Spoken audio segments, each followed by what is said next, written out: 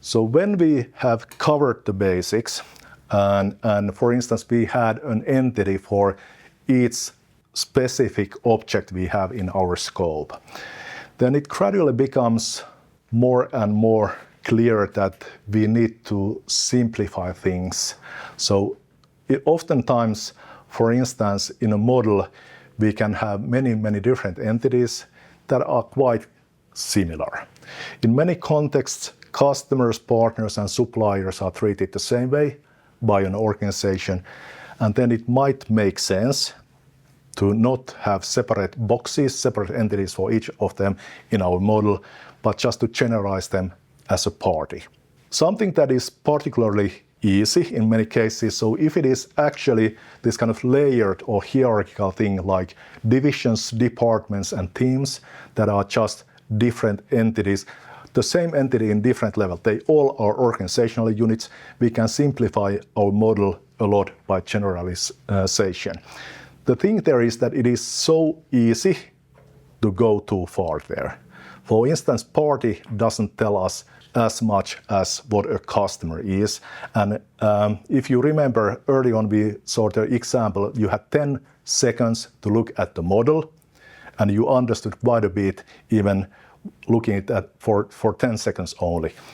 If we have very generalized entities which are abstract as such, it is not as easy. So be careful with generalization. With generalization, we usually also need this kind of recursive relationships. So for instance, if organizational unit can mean anything from division all the way to the team level, it means that we need to have often this kind of relationships from the entity to itself. And this can be, especially for beginners, it can be a mind twister, because how on earth does something has a relationship to itself? And the question is that it doesn't have a relationship to itself, but two entities of the same type can have a relationship. Division has several departments, department has several teams, and so on.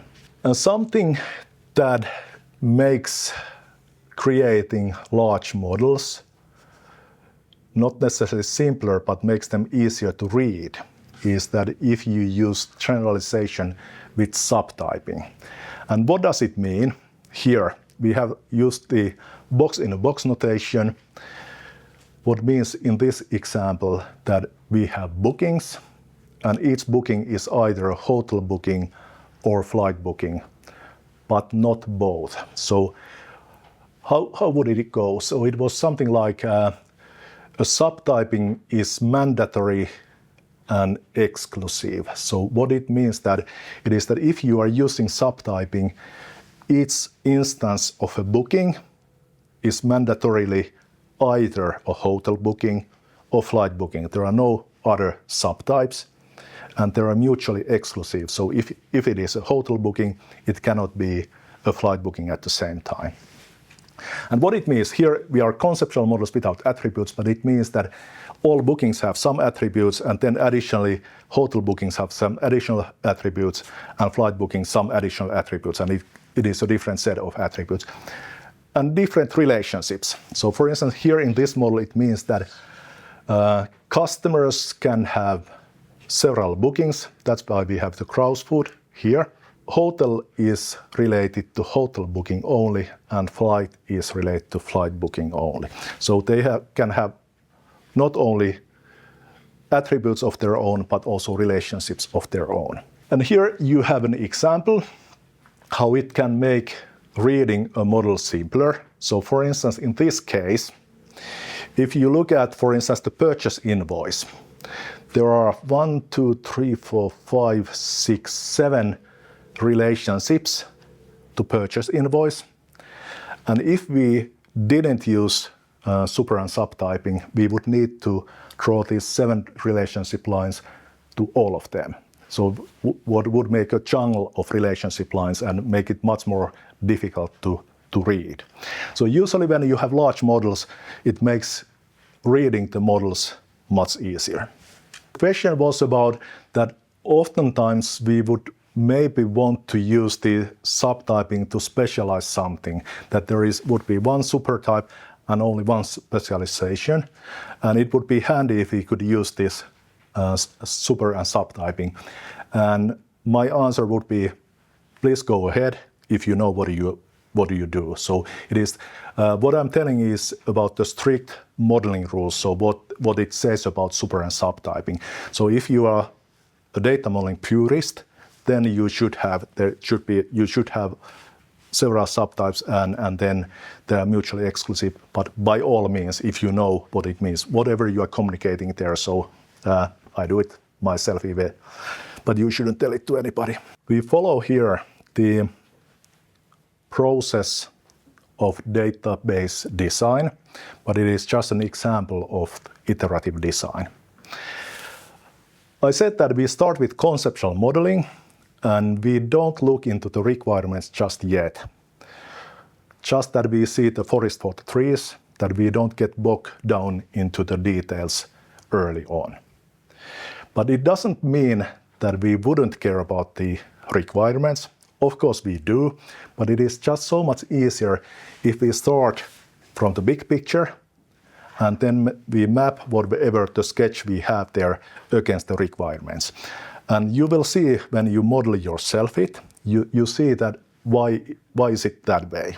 Because it is so much easier when you have a starting point, and as you will see, things get complicated very, very easily. And then it is good that you have this kind of high level sketch that you understand.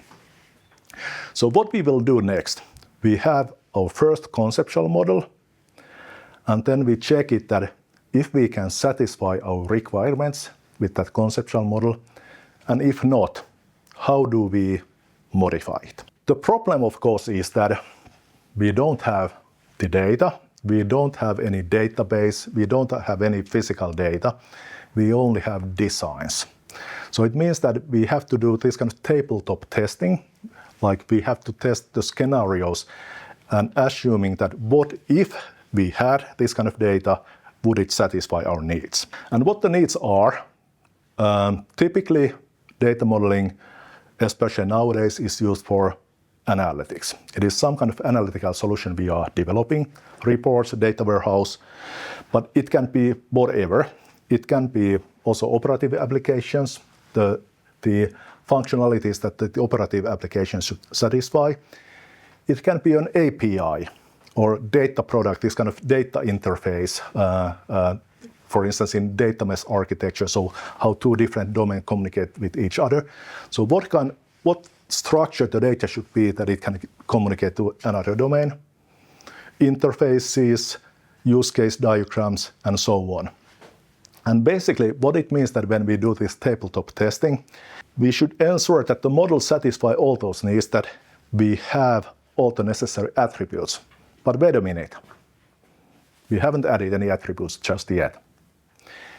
And actually what the first bullet point means that we have a home for all the attributes that we need. So even though we haven't added the attributes there, we have to check that we have a proper place for all the attributes that we need, all the detailed information that we need, that we have the relationships that we need, because we have to be able to connect data points. So do we have all the relationships in order to do that? And if they are not directly related, so do we find the navigation parts? We have data points here and data points here, and we know that we have to be able to connect these data points. Can we navigate from here to here and connect the data points? And if not, it says that add new attributes, and if needed, new entities and relationships. And again, because we haven't added any attributes, we check that can we add the needed attributes to one of the entities that we have in our model.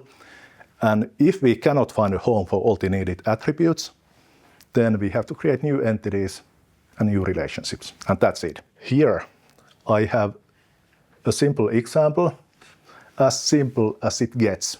Again, we have a model of just two entities, department and employee. And as I said, we don't have any attributes. We just have two boxes and a relationship line between them. But we know that we would need to, once the solution is there, we would need to be able to create this kind of report.